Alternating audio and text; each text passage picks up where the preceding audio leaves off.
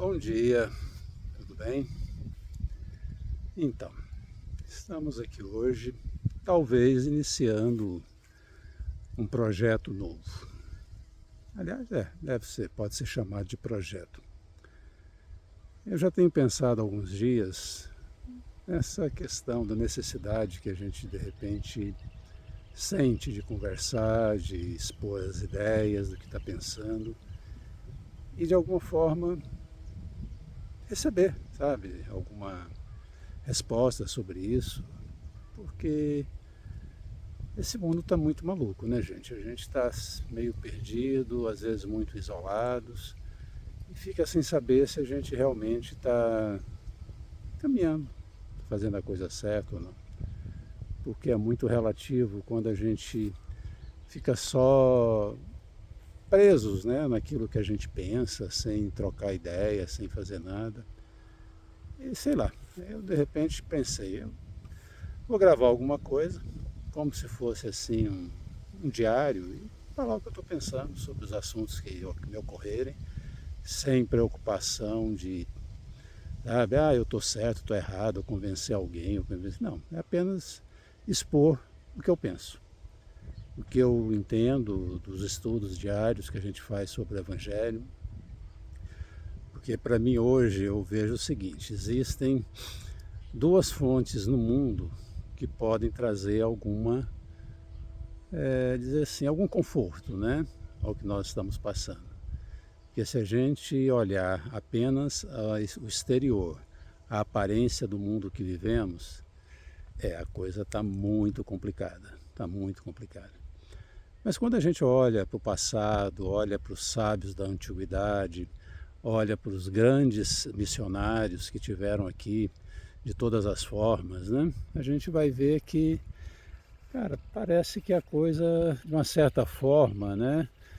Pelo conhecimento que o Criador tem da sua criatura, né? Do mundo que ele criou, era mais ou menos previsível, né? Que essas coisas acontecessem. Não que estivessem determinadas a acontecer, porque a gente sabe que Deus, em sua imensa, infinita sabedoria, ele deixou em nossas mãos o trabalho de construirmos a nós mesmos. A grande questão do reino de Deus, né, que a gente escuta falar tanto, e que nos evangelhos que Jesus nos trouxe, o reino de Deus é o termo mais usado por ele. Talvez seja o termo mais usado. Eu já li em algum local que, se não me engano, mais de 140 citações que é feita nos evangelhos ao reino de Deus. Então, se fala tanto em reino de Deus, isso tem alguma coisa a ver. Há uma importância nisso daí, né? Então a gente precisa observar, cada um observar. E quando você volta mais um pouco atrás, você vai aos filósofos mais antigos que vieram antes do Cristo, você vê que a filosofia, em suma, é a busca do conhecimento, mas a filosofia tem uma religiosidade nos seus conceitos, na questão da moral, da ética, do respeito ao próximo. Aí você tem diversas correntes filosóficas, né, que eu estou, como diz assim, buscando conhecer um pouquinho de cada, gastando um tempo que eu acho precioso nisso daí, para que a gente adquira um pouco mais de consciência, para expandir o nosso nível de conhecimento. Porque uma coisa eu tenho certeza, as verdades da filosofia são assim patentes. Quando você entende alguma coisa que um filósofo disse de maneira aparentemente oculta e você percebe o que ele estava dizendo com aquilo, olha, chega a ser assustador o quanto expande a tua consciência em relação àquilo que te cerca. Então, basicamente é isso daí, gente. Eu não tenho pretensão nenhuma de esgotar nenhum tema. Como eu disse, não é a verdade que eu estou expondo. É a minha percepção da verdade. É aquilo que eu estou aprendendo, é aquilo que eu procuro internalizar e repetir comigo mesmo, tentar fazer com que as coisas se sedimentem. Porque o conhecimento ele vai chegando para a gente à medida que a gente está preparado para isso. Agora, eu preciso ter essa consciência que ele só vai sedimentar se eu começar a praticá-lo. Não adianta eu ficar com esse conhecimento na minha cabeça, a teoria, é muito lindo, muito bonito. Ah, as poesias, porque isso é lindo, essa música, essa poesia, essa... Tudo bem, maravilhoso. Começa por aí. Mas se eu realmente não colocar isso em prática na minha vida, transformar esse pensamento, esse sentimento em ação, tudo que isso se perde. Diz os ditados populares, né, que a água parada, ela vai criar lodo e vai apodrecer, sabe? Então, tudo aquilo que necessita de crescimento tem que estar em movimento. O mundo é um eterno movimento, o mundo está em expansão, está vibrando, está conectado, está tudo, como disse, tudo junto e misturado. E a gente precisa começar a trabalhar isso individualmente, porque a gente vai entendendo que a única maneira que eu tenho de modificar o que está fora de mim é mudando primeiro o que está dentro de mim. Isso é um conceito simples. A gente acha isso muito fácil em qualquer situação.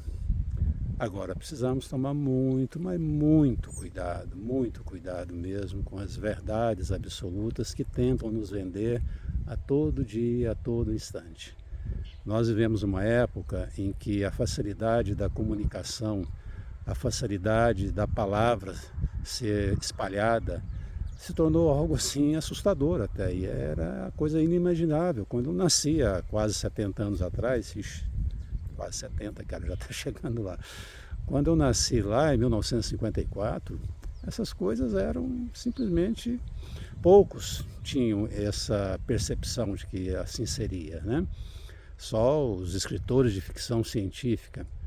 Agora hoje, eu estou aqui no quintal da minha casa, perto das árvorezinhas que a gente está plantando, para tentar fazer um cantinho arrumado aqui, sabe? Para melhorar um pouquinho, né? Que seja o nosso microclima aqui. Eu falo aqui, dentro, olhando para uma pequena telinha, e de repente isso aqui pode estar daqui a pouco do outro lado do mundo. Então isso é um instrumento fantástico. Agora, como todo instrumento, a maneira que nós o utilizamos é que vai decidir se ele vai ser bom ou se ele vai ser ruim. E hoje a gente sabe que, infelizmente, está sendo muito, muito mal utilizado esse instrumento. Tá? Tem espalhado muita coisa boa, mas, infelizmente, pessoas que mal intencionadas, ainda mergulhadas na ignorância, têm levado muito sofrimento a milhões de pessoas. E eu acho que uma frase que eu aprendi há pouco tempo, escutando uma entrevista com o Frei Beto, é que ele falou uma coisa importante que a gente precisa entender. Que não basta você simplesmente dar o alimento, a cesta básica para alguém. É importante, tem que ser dado, porque ninguém com fome vai conseguir pensar. Mas você precisa dar para essa pessoa também a consciência do porquê que ela está precisando da cesta básica. Você tem que falar para ela, meu amigo, olha, está aqui, olha, a gente está trazendo para você, você está com fome, está aqui um pouco de alimento para você se manter vivo. Ponto. Essa pessoa vai ficar agradecida, vai cair de joelhos e vai te agradecer muito por aquele alimento. Mas não basta, você tem que dizer para ela, falar, olha, mas espera aí, você está recebendo o alimento. Você sabe por que você está precisando desse alimento? De ser ajudado, na verdade? Por que você precisa dessa ajuda? O que faz com que outras pessoas tenham que se mobilizar para que você possa se alimentar? Onde é que está o erro disso? Onde é que está a causa disso daí, né? E se a gente for pensar um pouquinho, a gente vai ver que a causa de grande parte disso daí, tirando as exceções, como diz, mas esse cara não quer trabalhar. Não, tem tudo isso, gente, tem todas as exceções, tem o malandro que não quer trabalhar, tem aquele mal intenção, tudo, tem isso. Mas a esmagadora maioria não é isso. A esmagadora maioria que está em situação de fragilidade social, que está precisando, é porque a distribuição das riquezas do mundo está mal feita. Simples assim. Muito mal feita. E esse é um tema que tem que ser recorrente, e todos aqueles que têm a felicidade de ter o mínimo necessário, têm que pensar o que é que eu posso fazer para que todos tenham esse mínimo. Esse é o verdadeiro comunismo cristão, tá? É uma palavra que assusta nos dias de hoje, mas Vamos ler direitinho o Evangelho, que a gente vai encontrar comportamentos comunistas lá atrás. Mas é isso aí, gente. Eu não vou me alongar muito. Talvez amanhã eu faça, talvez eu não faça. A ideia é todos os dias vir aqui, conversar um pouquinho, jogar isso na rede.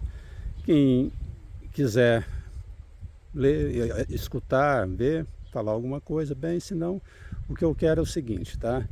Essa paz que eu estou sentindo em encontrar essas coisas, todo dia um pouquinho mais, todo dia um pouquinho mais de conhecimento de verdade, vai dando uma segurança para a gente, tá? E paz para todos, tá? É o que eu desejo sempre e como eu falo, paz, bem e misericórdia. Como diz, não vai ter edição, tá? Vai ficar com todos os erros de gravação, não vou perder tempo e ficar editando nada não. Mas paz, bem e misericórdia para todos nós. Um beijo no coração.